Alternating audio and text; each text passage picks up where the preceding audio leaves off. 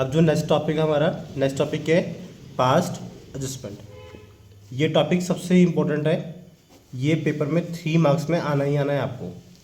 ठीक है, एक क्वेश्चन आएगा आपको 3 मार्क्स में या 4 मार्क्स में, जिसमें आपको क्या करना होगा, एडजस्टमेंट एंट्री पास करनी होगी।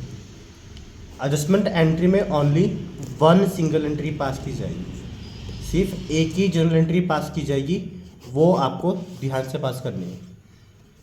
आंसर अटेम्प्टेशन देखना, सबसे पहले फॉर्मेट लिखोगे प्रॉपर, जनरल का फॉर्मेट बनाओगे, credit, debit, ledger folio, particulars and date. Format बहुत जरूरी है।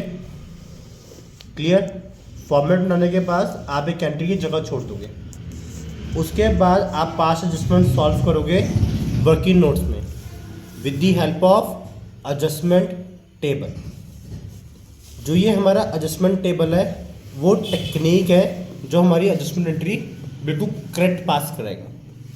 ये देखो बनता कैसे है कि मान लो आपने क्या करना, आपके पास सिर्फ 2 पार्टनर्स है, ए और बी।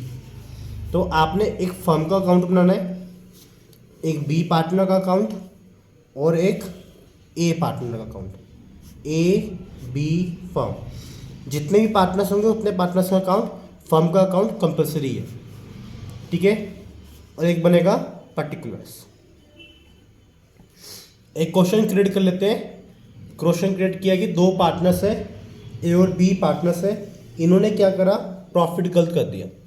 मेनली जो इसमें टॉपिक आता है, इसमें टॉपिक क्या आता है पास्ट एडजस्टमेंट में, या तो आईओसी गलत दे दिया, या आईओडी गलत बांट दिया, या सैलरी, या कमीशन, या आपका प्रॉफिट रेशियो क्या हो गई, गलत हो गई। ठीक है, क्लियर? तो इस केस में देखो होगा क्या कि आपने क्या करना है, इसमें डेबिट क्रेडिट भी बनाना है दोनों पार्टनर्स में, और फर्म का भी डेबिट क्रेडिट बनेगा आपका। ठीक है, एक बात ध्यान रखनी है, जो चीज़ आपने पार्टनर्स को गलत दे दी है तो उसको क्या कर लो, वापस मंगवा लो। जो रॉन्ग आइटम आपने दे दी थी उसको क्या करना है, रिटर्न बैक, कि आप उनसे वापस मंगवा लो। ठीक है, मैं आपको ओवरऑल समझाता हूँ करना कैसे है। कि मान लो आपने आईओसी गलत दे दी, उनको सैलरी भी गलत दे दी, उनको कमीशन भी गलत दे दिया, आईओडी भी गलत दे दिया, प्रॉफिट और लॉस भी गलत बांट दिया। तो जो चीज़ें बांटी हैं तो उसको वापस मंगवाओगे तो उसकी रिवर्स एंट्री होती है कि जब पार्टनर्स को हम देते थे तो क्रेडिट होता था, अब उनसे वापस मंगवाएंगे तो क्या हो जाएगा, debit. IOC debit, salary debit, commission debit, profit हुआ तो डेबिट। ठीक है, वैसे ही बी के अकाउंट में डेबिट हो जाएगा और फर्म के अकाउंट में क्या हो जाएगा, इसका उल्टा, क्रेडिट। क्लियर? अगर पार्टनर से आईओडी हम उसको लेते थे उस टाइम, अब उसको हमने वापस करनी है तो उस केस में क्या हो जाएगा, वो क्रेडिट हो जाएगा। क्लियर? ये तो आपने रॉन्ग आइटम उनसे वापस मंगवा ली। उसके बाद क्या करोगे, आप टोटल करने के बाद उनको राइट आइटम जो उसको आपने देनी है सही अमाउंट के साथ, आईओसी, सैलरी, कमीशन, पार्टनर्स को हम देते तो क्रेडिट करते हैं और फर्म के अकाउंट में डेबिट। और पार्टनर से लेते क्या हम, आईओडी लेते हैं, और जब भी पार्टनर से आईओडी लेते हैं तो फर्म को क्या करते हैं, क्रेडिट, और पार्टनर्स को डेबिट। क्लियर?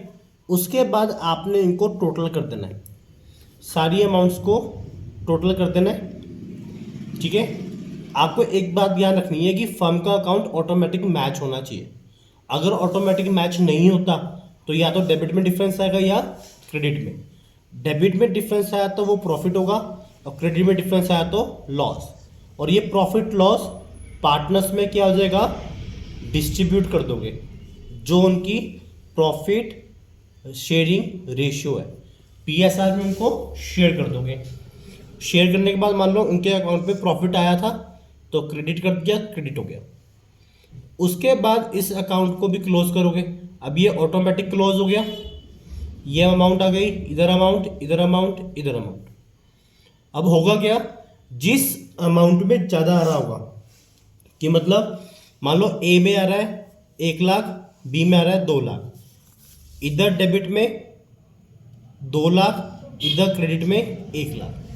जिस साइड भी ज़्यादा आ रहा है उस साइड आप लिख दो, ज़्यादा किस साइड है, क्रेडिट में 1 लाख, यहाँ पे ज़्यादा कितना है, डेबिट में 1 लाख। तो आपकी ये एंट्री पास हो जाएगी।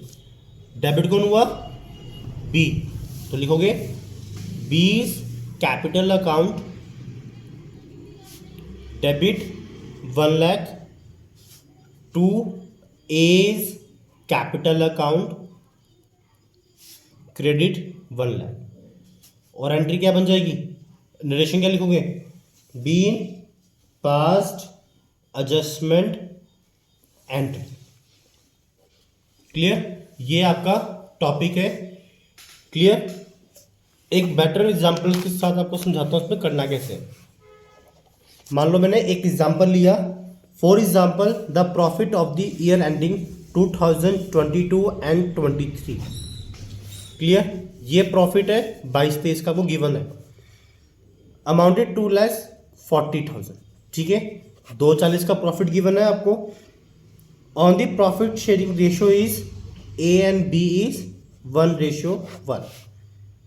On 15 April 2023 it was discovered that interest on capital are omitted। तुम क्या कर गए, आईओसी देना भूल गए, तो वो आपके गलत काम है, तो आपको क्या करना पड़ेगा, उनको आईओसी देनी पड़ेगी। और उसने बोल दिया पास एडजस्टमेंट एंट्री। तो सही तरीका, सबसे पहले जनरल का फॉर्मेट बनाओ। जनरल का फॉर्मेट बनाने के बाद credit, debit, LF, particulars, date. Format बनाने के बाद आप क्या बनाओगे, वर्किंग नोट में एडजस्टमेंट टेबल।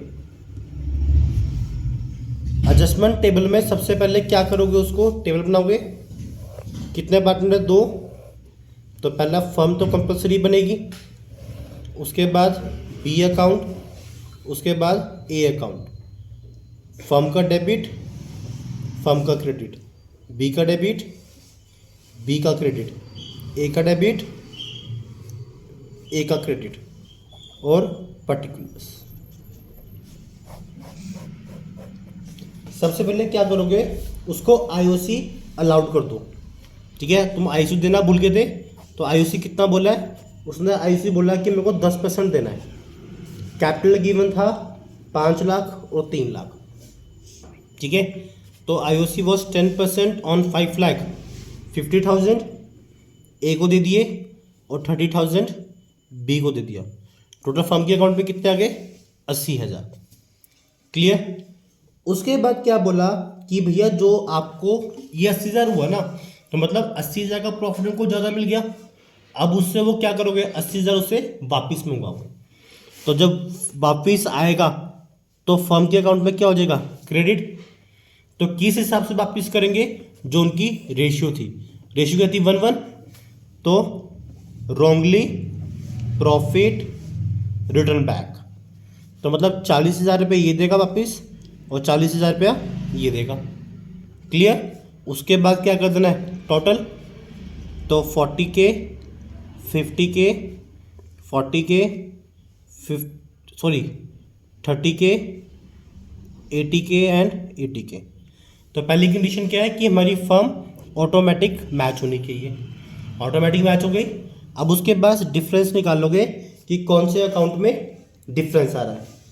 तो आपका डिफरेंस आ किधर रहा है, बी का डेबिट ज़्यादा आ रहा है, तो बी अकाउंट का 10,000, और इधर ज़्यादा किस तरह आ रहा है, क्रेडिट में, तो 10,000। तो एंट्री क्या बनी, बी डेबिट हुआ है और ए क्या हुआ है, क्रेडिट।